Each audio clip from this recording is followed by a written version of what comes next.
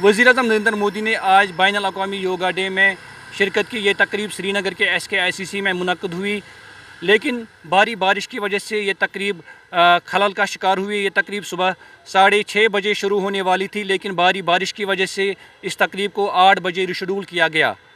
ये तकरीब श्रीनगर के SKICC के अहाते में होने वाली थी, लेकिन बारिश की वजह से इसको फिर एक हॉल में मुनक़्क़द किया, जहां नरेंद्र मोदी ने शुरका को खिताब किया। उन्होंने कहा कि उनको बड़ी खुशी हुई कि श्रीनगर में और दीगर अज़ला में करीबन 50 से 60 हज़ार लोगों ने इस तकरीब में शिरकत की।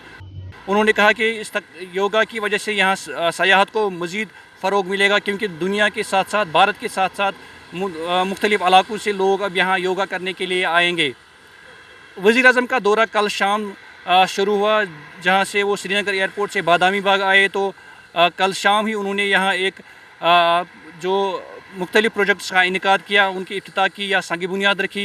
तो इस दौरान उन्होंने नौजवानों के एक इजलास से खिताब किया, जिसमें उन्होंने ये बड़ा ऐलान किया कि कश्मीर में असम्बली इंतखाबात मुनक़्क़द किए जाएंगे, साथ साथ यहाँ जो रियासी दर्जा है उसकी बहाली भी होगी।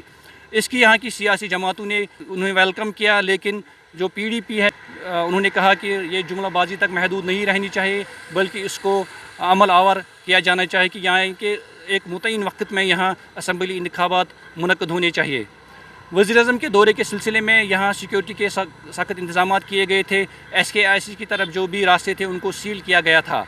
आज सुबह नरेंद्र मोदी को 7:30 बजे यहाँ से वापस दिल्ली रवाना होना था, लेकिन जब प्रोग्राम मुअख्खर हुआ तो उनका रवानगी का प्रोग्राम भी मुअख्खर हुआ। ETV भारत के लिए श्रीनगर से मीर फरहत।